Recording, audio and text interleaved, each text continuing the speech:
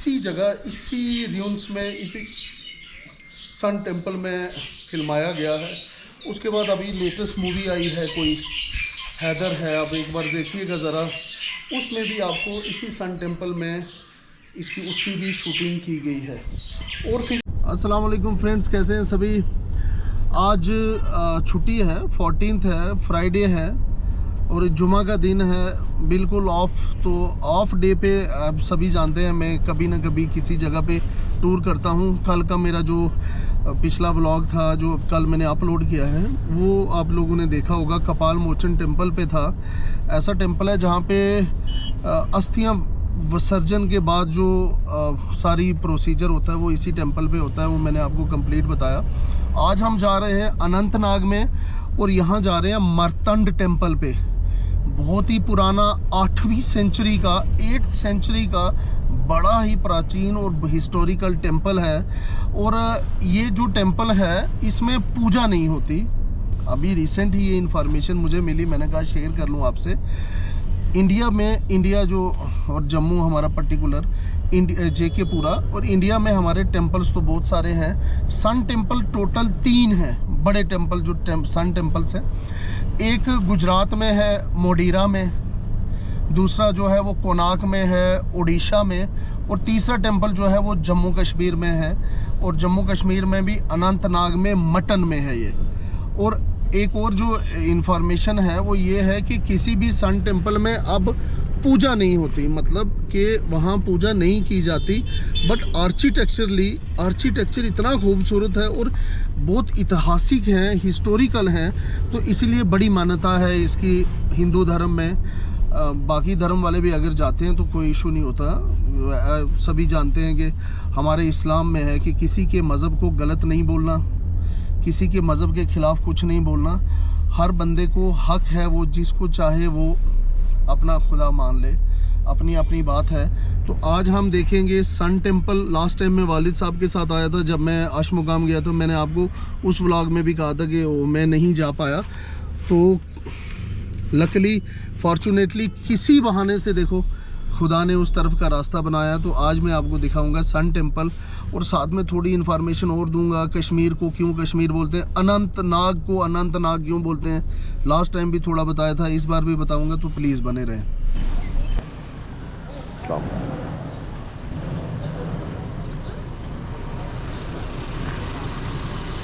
निर्वा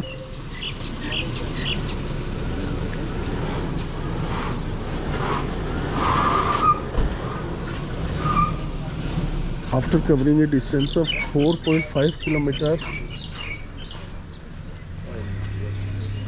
क्या बोल रहे हैं,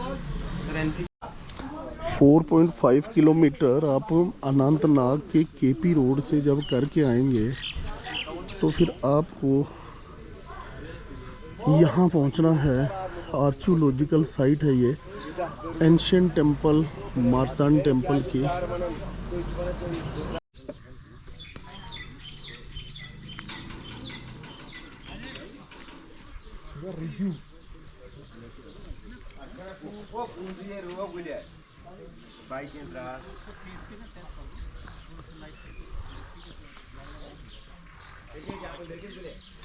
सूरत देवता मार्तंड को समर्पित इस मंदिर का निर्माण ललिता धर्मता पीढ़ लगभग, ये है हिस्ट्री हिंदी में। और काइंडली इसको देख लीजिए अब, एंशिएंट टेम्पल, और इसको एक बार पढ़िएगा ज़रूर।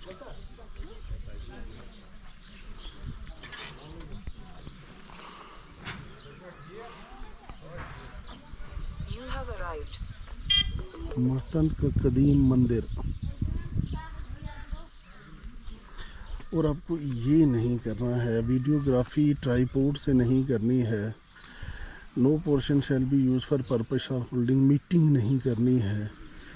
आपको यहाँ गंदगी नहीं फैलानी है। और अब कहीं पे भी जाते हैं तो काइंडली गंदगी तो मत फैलाएं आप। और खूबसूरती देखिए आप किस तरह से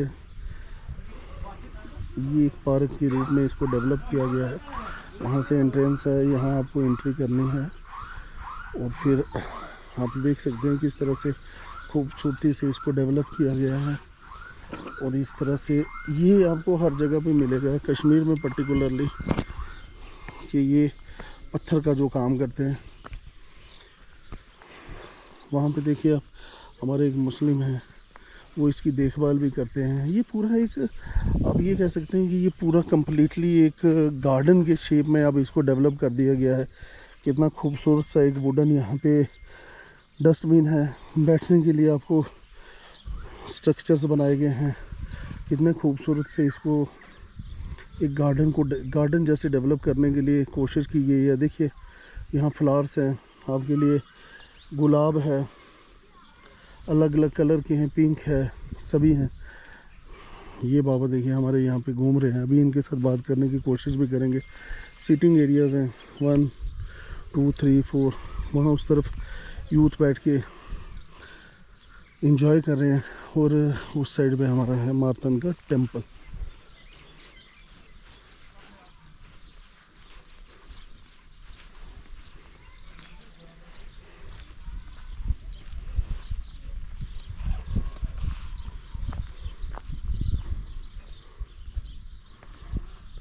और फिर हम ये सीढ़ियाँ चढ़ते हुए, देखिए पत्थर कितना खूबसूरत सा इस्तेमाल किया गया है, और फिर कितना बड़ा एरिया है। मार्तन टेम्पल की जो हिस्ट्री है मैंने आपको थोड़ी बता भी दी है। सन टेम्पल कहते हैं इनको। ये बड़े बड़े टेम्पल हैं, पूरी इंडिया में ये 3 ही थे, और ऑलमोस्ट तीनों जो हैं वो अभी डैमेज हैं। और हमारे ही कोई हमारे साथ ऑफिसर थे, उन्होंने बताया कि अब इसमें से किसी भी टेम्पल में पूजा नहीं की जाती। ऐसा नहीं कि पूजा नहीं कर सकते, टूट गए हैं इसलिए की पूजा यहाँ अभी नहीं होती। 8वीं सेंचुरी में बनाए गए ये टेम्पल्स हैं। आर्किटेक्चर का एक खूबसूरत सा नमूना है ये।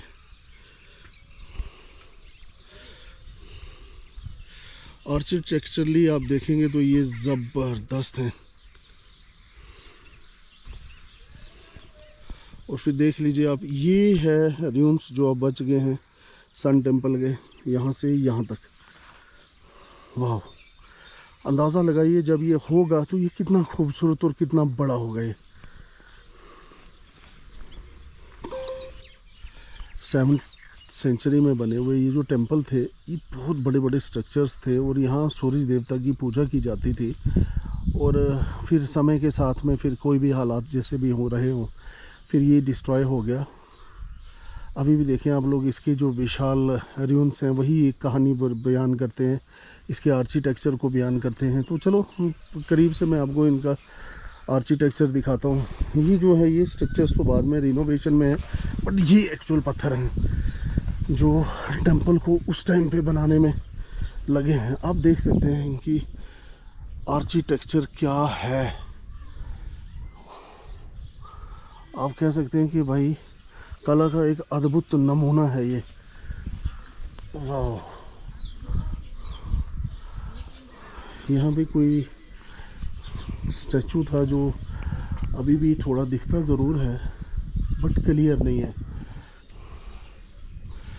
7वीं शताब्दी के बने हुए ऐसे मंदिर का अभी भी होना, या इनका रूइंस का भी होना, ये खुद में एक बहुत बड़ी चीज़ है।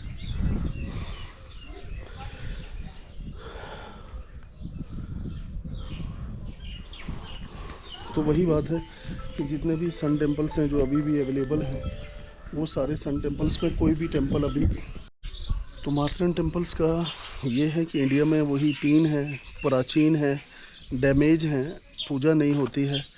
और यहाँ मटन की बात करें तो मटन का मतलब है गिफ्ट, तोहफा। अनंतनाग की ही पार्ट में है, 4.5 किलोमीटर्स है ये टोटल। ये मार्तन टेम्पल के जब आप निकल के यहाँ से बाहर जाएंगे तो कुछ इस तरह का व्यू। अब पार्क डेवलप हो गई है, तो आप लोग यहाँ फैमिली के साथ आ सकते हैं, बैठ सकते हैं। हाँ, खाना पीना यहाँ मना है, लेकिन अगर आप बच्चों को आर्किटेक्चरली कुछ चीज़ दिखाना चाहते हैं तो ये एक खूबसूरत सा, उसके लिए एक खूबसूरत जगह है।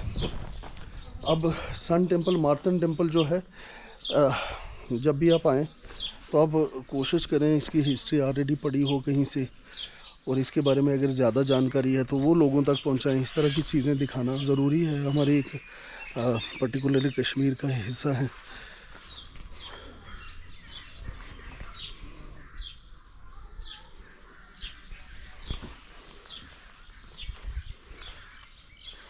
बेस है किसी स्तंभ का। और फिर यहाँ इस साइड पे अगर हम देखें तो ये छोटे छोटे स्ट्रक्चर्स जो अभी यहाँ बच गए हैं, ये बड़ा सा एक बेस है। तो हिस्टोरिकली जितने भी सन टेम्पल थे उसमें माना जाता है कि कोई मैग्नेटिक चीज़ें थी और फिर वो सूरज की दिशा भी बताते थे। किसी पर्टिकुलर जगह पे सूरज की जो किरणें थी वो इस तरह से फॉल करती थी कि जो स्टैचू था वो बिल्कुल सेंटर में लगता था, बाकी जो था वो अलग से दिखता था। ये एक बड़ा सा बेस देख सकते हैं आप लोग, किसी चीज़ के काम आता होगा। और फिर हम अगर यहीं पे देखें इस लेफ़्ट साइड में तो ये बड़े बड़े जो पिलर्स हैं ये कहानी दर्शाते हैं कि किस तरह से इस आर्किटेक्चर को कंप्लीट किया गया होगा। अंदाज़ा लगाइए 8वीं सेंचुरी BC में ये बना है और फिर ये अभी तक इस तरह से खड़े हैं।